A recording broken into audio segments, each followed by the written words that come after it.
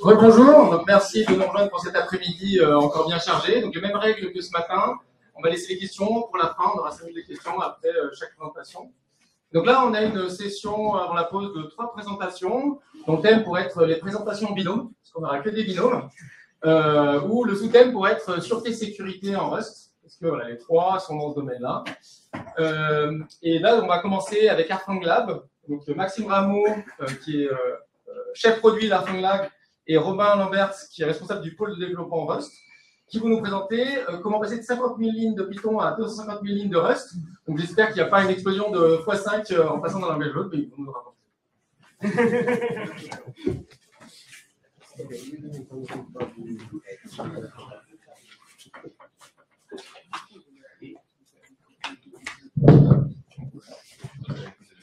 Bonjour à tous.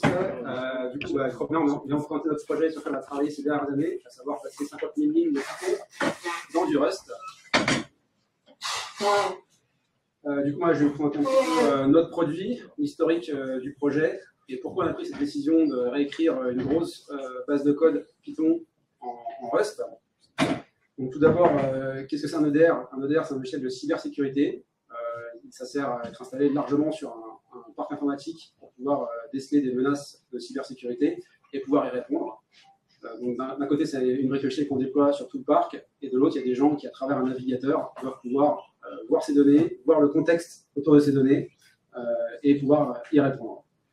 Donc côté produit chez nous, il y a 2 parties distinctes. La première, c'est ce qu'on appelle l'agent. Donc l'agent, c'est la brique logicielle qu'on va déployer sur tout le parc. Ça va marcher sur du Windows, du macOS, du Linux. Donc c'est Robin qui est ici, qui gère cette partie de développement-là.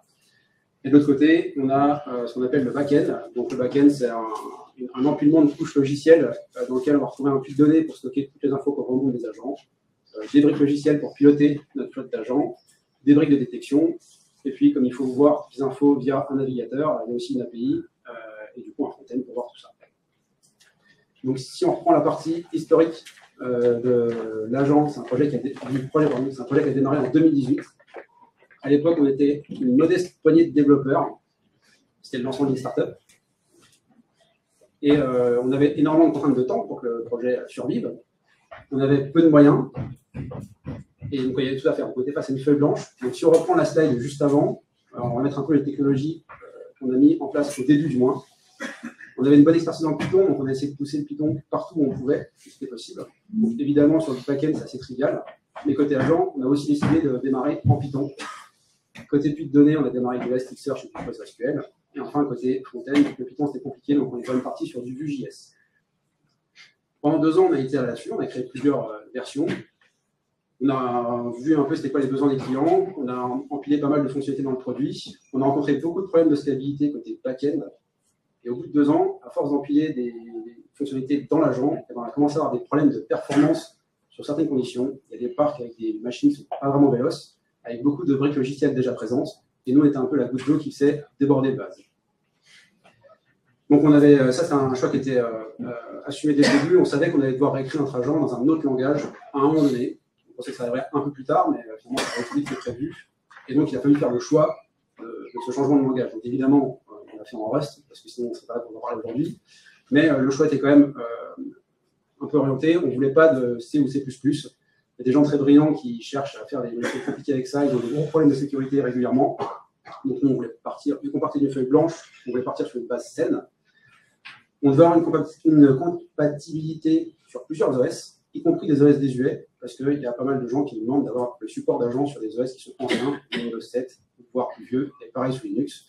Et enfin, on voulait un écosystème plutôt bien implanté. On ne voulait pas un langage qui soit plus présent dans l'écosystème dans 5 ans. Et puis on voulait aussi bénéficier de bibliothèques qui étaient déjà développées par d'autres et aussi y contribuer. On a retenu pour ça 2 candidats, qui étaient le Go et le Rust. Et après une longue réflexion, évidemment, on a retenu le Rust. Donc le plan initial, c'était de tout réécrire en 3 mois. Romain était d'accord avec ça d'ailleurs. Et maintenant, il va vous expliquer un petit peu tous les aléas qu'on a rencontrés en chemin et puis aussi le temps que ça a pris en vrai. Du coup, dans un premier temps, je vais peut-être vous expliquer ce que c'est que l'agent. L'agent, ce qu'il doit faire, dans un premier lieu, il doit collecter des informations. Il doit pouvoir regarder tout ce qui se passe sur la machine en termes de création de processus, de connexion au réseau, d'accès à des fichiers. Ensuite, il doit faire de la détection sur ces événements pour déterminer si c'est un indicateur d'une attaque ou d'une activité malveillante. Par exemple, est-ce qu'on vient d'exécuter un malware? Est-ce qu'on essaie d'accéder à un serveur de contrôle? Est-ce qu'on essaie d'accéder à un fichier sensible? Et enfin, on doit répondre à cette menace potentielle. Donc, ça peut être terminer le processus, bloquer l'accès, mettre l'exécutable en quarantaine, ce genre de choses. Donc ça, c'est un petit peu le schéma de ce qu'on appelle la pipeline de détection dans l'agent. On a des événements qui rentrent, qui viennent de sondes. Donc les sondes, ça peut être un driver sur Windows, par exemple. Sur Linux, on utilise le WPF. Et on a un certain nombre de règles qui sont écrites par notre équipe CTI. Et ces deux informations rentrent dans les moteurs de détection. Donc, Sigma, Yara, IOC, c'est des standards de l'industrie dans toutes ces détections. On a aussi des moteurs de machine learning et autres moteurs un petit peu plus spécifiques. Et ensuite, à partir de cette détection, on va décider si on autorise le programme à s'exécuter ou si, au contraire, on va le bloquer, auquel cas on doit envoyer un rapport au back-end pour lui prévenir qu'on a détecté quelque chose. Et ça, c'est un peu la hot loop de l'agent. C'est quelque chose qui arrive pour chaque événement qu'on va avoir. Donc, c'est quelque chose qui est très sensible en termes de performance. Et on a du coup quelques impératifs dans l'agent. Comme l'agent détermine si un programme a le droit de s'exécuter ou non, par exemple, s'il prend trop longtemps à répondre, bah, le programme il est juste bloqué et ça a un impact vraiment visible sur l'utilisateur. Du coup, on a quelques impératifs. On doit d'abord être invisible. On ne doit pas interférer avec le fonctionnement de la machine. Et ça, c'est pas toujours simple. Sur Windows, il y a certains comportements qui peuvent rendre ça plus compliqué, notamment ce qu'ils appellent les share violations, où certains logiciels peuvent ouvrir un fichier en empêchant d'autres programmes d'avoir ce même fichier ouvert en même temps. Et nous, quand du coup on essaie de lire le fichier, bah, ça pose des problèmes. On doit être léger, on doit pouvoir donner une réponse très rapidement. On vise 50 millisecondes en moyenne, un peu plus au doigt mouillé, mais voilà, faut vraiment, la latence, c'est quelque chose de très important ici. Et ça veut dire que toute la logique de détection doit évidemment être dans l'agent. On ne peut pas demander au back-end de répondre pour nous, ça serait trop long. Et enfin, il faut qu'on soit performant. On peut avoir des gros pics d'événements. On a vu des fois monter jusqu'à 500 000 événements dans une minute. C'est des choses qui peuvent arriver assez rarement, mais qu'on doit quand même être capable de gérer. Revenons un peu sur l'agent Python, les problèmes qu'on avait en pratique. Donc, on avait des problèmes de performance. On mesure 3% de CPU en moyenne, 250 mégaoctets de RAM. C'est OK, mais c'est difficile. Enfin, c'est pas ouf. Et c'est difficile d'améliorer. Toutes les améliorations de performance viennent difficilement. Les low-hanging fruits ont déjà été pris. Le design de l'agent Python, c'est vraiment le startup design. Le but, c'était vraiment d'avoir un go-to-market rapide. Et l'impact que ça a derrière, c'est que bah, toutes les améliorations, toutes les nouvelles fonctionnalités qu'on veut faire, c'est compliqué à faire. Là maintenant, c'est difficile. Et les refactoring derrière sont vraiment compliqués. Le packaging aussi est compliqué. On est un agent, on est un service Windows. Il faut qu'on s'exécute en tant que service. Ça veut dire avoir un point .exe qui va contenir, qui doit parler avec le service manager de Windows, qui n'est pas un truc très simple. Donc, on doit avoir une brique de code qui est écrite en C++. En plus de ça, on veut obfusquer notre code, ce qui rajoute encore une complexité par-dessus. Et enfin, on a un manque de contrôle sur le binaire final. Si on veut faire du hardening pour se prémunir contre certains types d'attaques, bah, en Python, c'est vraiment très compliqué, vu que bah, le Python ne nous donne pas les outils nécessaires. Alors, pourquoi le Rust? D'abord, on va parler un peu des arguments qu'on entend souvent, mais qui n'ont pas vraiment été un critère pour nous, vu qu'on partait d'une base de code qui répondait déjà à ces critères. Donc, évidemment, la memory safety, le Rust est memory safe, on voulait un langage memory safe, mais le Python l'est aussi. Le Python a un garbage collector qui nous permet d'être memory safe. La thread safety, de la même manière, donc le Rust a les types, les traits send et sync qui permet de garantir la thread safety. Le Python, lui, a le Global Interpreter Lock, qui nous permet de voir la même chose. Et les accès bas niveau aux fonctionnalités de l'OS, le FFIC, pareil, en Python, on a la même chose, on a les packages FFI et CFFI. En Rust, on a accès à externc, REPRC. Et dans les deux cas, en Python particulièrement, on a déjà des bindings haut niveau pour accéder à beaucoup des fonctionnalités dont on a besoin. Les arguments par rapport au Python, donc ça va être principalement le multithreading. Donc en Python, c'est pas possible à cause du Global Interpreter Lock. Si on veut faire du multithreading, en fait, il faut qu'on sorte de Python et qu'on fasse du natif. En vrai, c'est très facile. On a des spawn qui nous permet de spawn un thread, sensing qui nous garantit qu'on ne fait pas de data race, et donc du coup, on n'a pas de problème. Le contrôle des allocations, c'est quelque chose de très important pour nous. Sur Python, on a grosso modo zéro contrôle. Python fait des allocations mémoire un peu partout. Et le problème, c'est que quand on est dans une situation out of memory, dommage, on crash.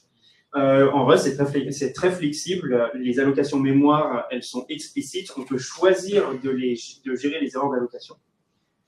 Et on a aussi beaucoup plus de contrôle sur le schéma, sur la structure de données qu'on va allouer.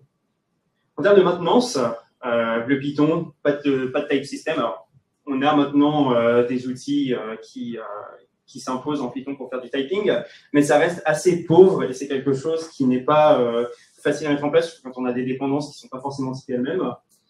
En Rust, on a un type system qui est très puissant et qui nous est très utile dans des situations de refactoring où on peut assez facilement, du coup, vérifier que nos refactorings sont corrects.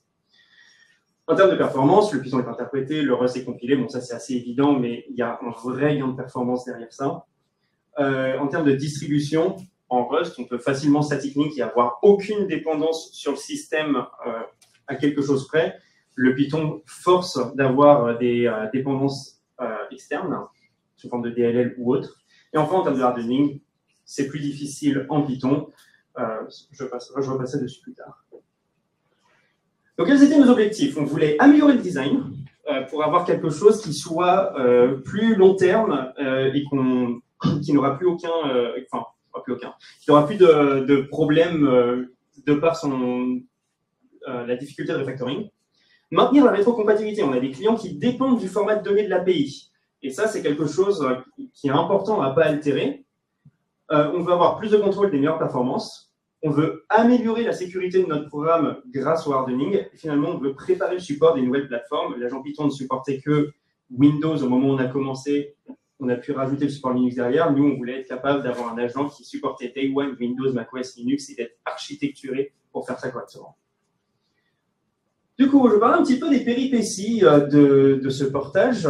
On a eu beaucoup de problèmes de compatibilité en fait entre Python et Rust. Là, un exemple, ça a été, on a un moteur d'IA qui s'appelle Ashley, et ce moteur marche en regardant les fichiers PE et en les parsant pour ressortir des informations. En Python, ça utilisait la librairie PEFile qui marche merveilleusement bien. En Rust, on utilisait Object. Le problème, c'est que PEFile, il a vraiment été fait avec une vision analyse de malware, là où Object est un petit peu plus général. Et du coup, ils n'étaient pas d'accord sur qu'est-ce qui constitue, excusez-moi, un PE valide ou non. PEFile, lui, grosso modo, si c'est accepté par le loader de Windows, c'est valide. Object, lui, l'aspect PE.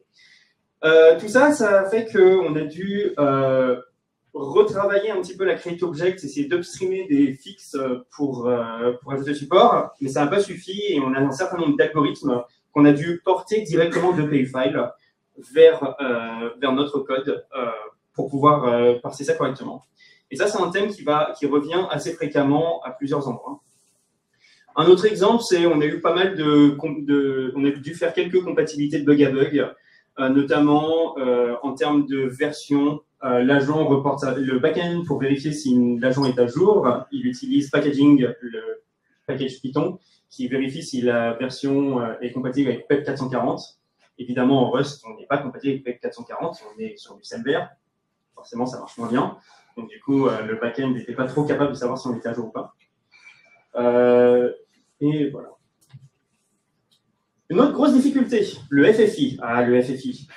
Le problème donc, on a un driver avec lequel on communique et on va communiquer avec via une API qui s'appelle les filter ports. Les filter ports, c'est une manière d'envoyer des datagrammes au driver. On envoie un message, le driver nous répond.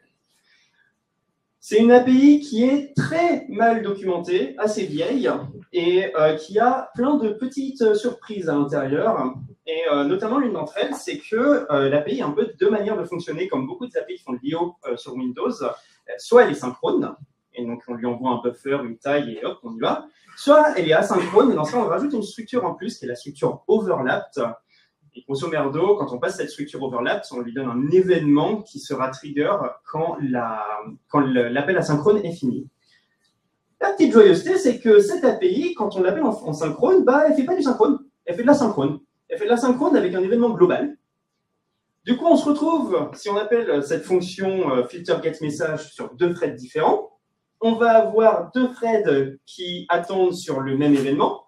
Quand un des deux appels asynchrones va être fini, il va trigger l'événement asynchrone, réveiller les deux tâches, et l'une d'entre elles va se retrouver avec un buffer qui n'a pas été écrit, et donc à parser potentiellement n'importe quoi. Puis ensuite, il va libérer le buffer, l'appel asynchrone va finalement finir, et là, c'est n'importe quoi. On a de l'écriture arbitraire n'importe où. C'est merveilleux. La bonne nouvelle, c'est que Rust a des solutions pour gérer ça de manière assez propre. Il suffit en fait que le type qui wrap la handle du filter port ne soit pas send. Du coup, elle sera garantie d'être utilisée que sur un seul thread, et donc on ne devrait pas avoir de problème à partir de là. Et du coup, tout va bien. Une autre problématique, donc ça c'est quelque chose un peu plus récent. Ça fait pas vraiment partie du portage, donc c'est un truc auquel je voulais parler. On utilise std slice from raw parts à beaucoup d'endroits quand on doit faire du FFI pour prendre les résultats d'une API qui nous renverrait un buffer à parser derrière. Quand on fait des appels comme ça, il faut faire vachement gaffe aux invariants qui sont généralement bien documentés quand c'est des appels de fonction Rust. Et std slice from raw parts a plusieurs invariants. Il faut évidemment que le buffer, donc on lui passe un buffer qui est un pointeur vers la data et count qui est le nombre d'éléments, et ça nous renvoie une slice qui est grosso merdo un tableau. Les invariants, il faut évidemment que le buffer soit correctement aligné, il faut qu'il soit non nul, mais il faut aussi qu'il soit non nul dans une situation particulière, même si le count est égal à 0, il faut qu'il soit non nul. Et ça, c'est un peu particulier, c'est le raisonnement qu'il y a derrière, c'est qu'ils peuvent utiliser la valeur 0 comme une valeur sentinelle. Par exemple, si on fait une option de slice, plutôt que de prendre le pointeur, la taille et une sentinelle qui dirait si c'est non ou pas, il peut prendre la valeur 0 comme étant la valeur non. Et le problème, c'est que du coup, dans une situation comme celle-ci, on a un appel à net local group enum, on ne vérifie pas que le buffer soit nul, et donc du coup, ça fait de l'undefined behavior. En Rust 178, fort heureusement, Rust a rajouté des checks, des asserts dans from raw parts qui vérifient les invariants. Il faut donc penser à faire le buffer.is nul, et heureusement, maintenant, c'est quelque chose qu'on peut vérifier au niveau de nos tests plutôt que d'avoir de l'UB qui est un petit peu invisible et difficile à voir. Un autre truc qu'on a eu, des memory leaks. Beaucoup de différents trucs comme ça. Là, en l'occurrence, on fait le listing des utilisateurs toutes les heures. Et à chaque fois, on perd 15 mégaoctets de mémoire qui s'en vont dans la nature. La raison, c'est un leak dans le wrapper de lookup account name qui vient de la Create Windows Permission RS qu'on utilisait pour faire tout ce qui est gestion de permission. Ça fait une petite API au niveau qu'on n'avait pas écrire nous-mêmes, c'était merveilleux. Et donc, du coup, voilà, on avait un petit leak et qui n'était pas bien vilain, mais ça montre qu'il y a des petits problèmes de maturité des fois dans la communauté Rust. Il y a encore toutes les API sont pas forcément, enfin les crates, on va dire, sont pas forcément parfaites dès le début. Il y a un peu de travail à faire pour vérifier qu'il n'y ait pas de soucis quand on intègre une nouvelle brique. Parler un petit peu de partage de code entre Python et Rust. Donc avant Python, on avait du Python dans le backend et dans l'agent. Maintenant, on a du code Rust dans l'agent. Donc du coup, comment on fait pour partager le code? On utilise du gRPC pour partager l'interface backend agent, qui permet déjà d'abstraire tous les problèmes de protocole. Mais tout ce qui va être un petit peu plus métier, là, c'est un petit peu plus compliqué. On utilise Pio3 pour partager du code, pour reprendre les briques de l'agent et les mettre dans le back-end. Donc, par exemple, la validation des règles, donc ça, c'est une petite règle Sigma. Et on utilise Pio3, on vérifie que la règle est syntactiquement valide dans le back-end, mais l'agent vérifie qu'elle est sémantiquement valide. Du coup, ça pouvait faire des situations où on avait une règle qui avait l'air pas valide, mais en fait, qui ne l'est pas. Ici, par exemple, on a une règle qui est Advantage set, c'est un chargement de librairie. La command line n'est pas quelque chose de valide pour un chargement de librairie. Du coup, maintenant, on a mis notre linter de l'agent, on a fait un binding Python pour qu'il soit disponible dans le back-end, et ça permet de valider ce genre de choses. Et Pio3 est vraiment cool, c'est très facile à mettre en place. Et ça permet d'avoir des gains de performance assez importants aussi dans ce genre de situation. Allô, voilà. Donc, je parlais de hardening et de DLL hijacking. Donc, dans l'agent, on cherche on a un threat model un peu particulier. On essaie de se prémunir contre certaines menaces qui ne sont pas forcément, on va dire, communes. Une d'entre elles, c'est DLL hijacking. On va modifier une DLL, on va poser une DLL quelque part que l'agent va charger en voulant charger une DLL venant d'ailleurs. On a plusieurs méthodes pour se protéger contre ça. Donc déjà, on statique un maximum. Pas de DLL à charger, pas de problème. Ensuite, on a deux méthodes qu'on utilise pour se prémunir contre les DLL qu'on doit charger, telles que Kernel32.dll, ce genre de choses.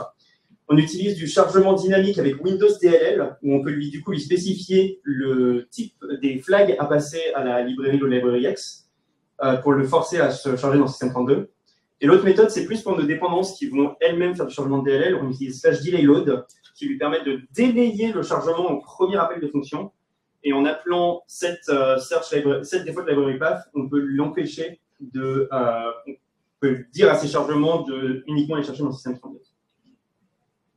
Je vais passer un peu là-dessus, j'ai plus trop le temps. Du coup, en termes de résultats, donc ça nous a pris 2 ans pour atteindre la parité de fonctionnalité. C'est loin des 3 mois, mais au final, ça a été vraiment, vraiment bénéfique pour nous. On a eu une énorme amélioration d'utilisation de RAM. On est passé de 250 mégaoctets de RAM à un truc du style 65-70 mégaoctets. En termes de CPU usage, pareil, on est passé de 4% à 1% à peu près.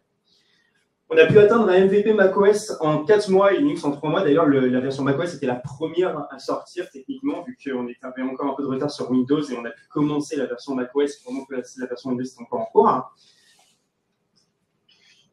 Et donc, voilà. Et donc en conclusion, donc on est passé on avait 50 000 lignes de Python, on est passé à 250 000 lignes de Rust. Il faut prendre en compte que dans ces 250 000 lignes, il y a aussi des lignes qui sont autogénérées, ce genre de choses. On étend les procs macros automatiquement, ça nous permet d'avoir un petit peu plus de vision sur ce qui se passe.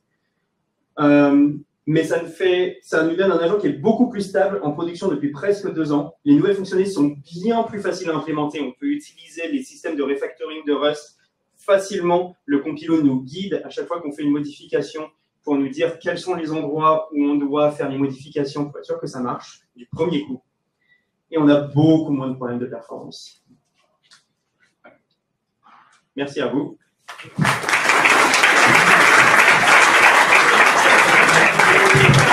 Merci. Est-ce qu'il y a des questions dans la salle?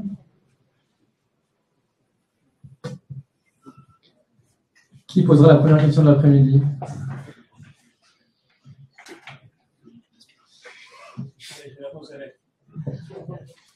Allez, tu as des 2 mots ensemble qui sont voilà, assez problématiques. Dynamic Library et FFI. Et voilà, je te laisse continuer. Il n'y a pas de ABI Stability. Vous n'avez pas de problème avec ça? Nous, en termes de... On n'a pas de... Alors, nous, on ne fait pas de DLL, nous, en Rust. Donc, du coup, on n'a pas de problème, en effet, sur la stabilité d'ABI que fournit Rust. Donc, les librairies sont librairies C. Oui, les librairies que nous, on link, c'est des bibliothèques. Typiquement, j'ai dû passer un peu vite dessus, mais c'est Kernel32.dll, c'est des librairies natives de l'OS.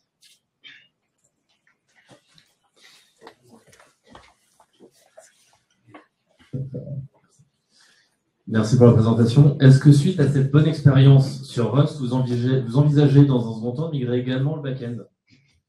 Tu veux répondre? Non. Alors, potentiellement uniquement des parties pour des raisons de performance, ou bien de partage de code avec l'agent. Sinon, c'est plus long d'écrire du code en Rust qu'en Python. Et on a globalement une performance, on est bon côté back-end. On aurait plus de performance avec du Rust, mais de là à investir maintenant plusieurs années pour passer à ce gap-là. Je complète avec une deuxième partie de question. Quand vous dites que c'est plus long en Rust, vous avez une métrique du temps de développement en Python par rapport à Rust? Pas exactement, mais on va dire c'est de l'ordre de, je pense, x3. Ouais. En gros, quand Romain a commencé à écrire l'agent en Rust, nous, on n'a pas arrêté l'agent en Python, parce que les startups, il fallait continuer à avoir des fonctionnalités. Donc, il y avait une personne qui écrivait du code Python pour faire continuer l'agent, et 5 personnes qui allaient chercher à rattraper, quoi. Entre Rust et Go, vous avez choisi Rust, pourquoi? Alors, est-ce que la réponse est vraiment cartésienne? Je ne sais pas. Ce qu'on a vu, c'est côté écosystème. En 2020, du moins, l'écosystème Go était meilleur que celui Rust. C'est-à-dire qu'il y avait plus de libres qui existaient sur la place pour faire des choses dont on avait besoin.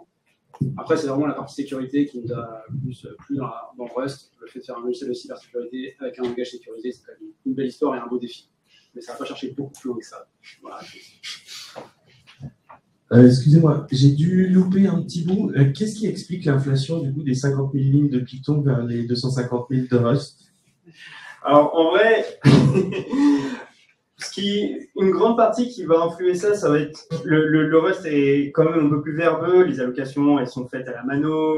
Il y a on fait du FFI nous-mêmes. En Python, on utilisait, alors, ça compte pas les dépendances typiquement. En Python, on avait déjà beaucoup de dépendances qui faisaient un peu abstraction sur tout ce qui est FFI. Alors que là, en Rust, il y a beaucoup de situations, on a dû refaire le FFI nous-mêmes.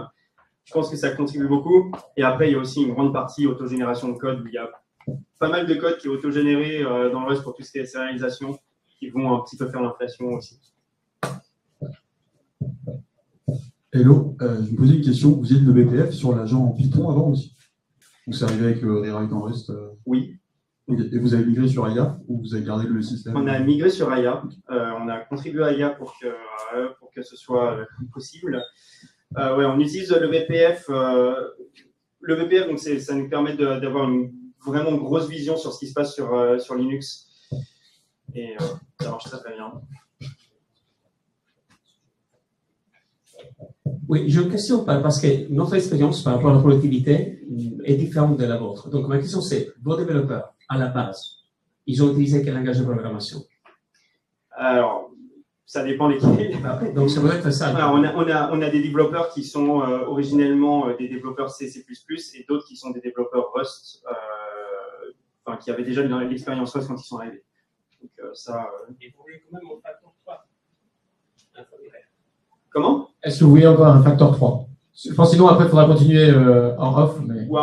Oui, parce que le Python permet quand même de prototyper beaucoup plus facilement. Après, c'est toujours un peu pareil. Moi, j'ai beaucoup plus confiance dans ce que j'écris en Rust que ce que j'aurais écrit l'équivalent en Python. Et tu as un facteur 3 lors du développement. Après, tu as potentiellement des ralentissements lors de la mise en prod, ce genre de choses. Est-ce qu'il y a une dernière question dans la salle? Sinon, on va remercier nos présentateurs. Merci.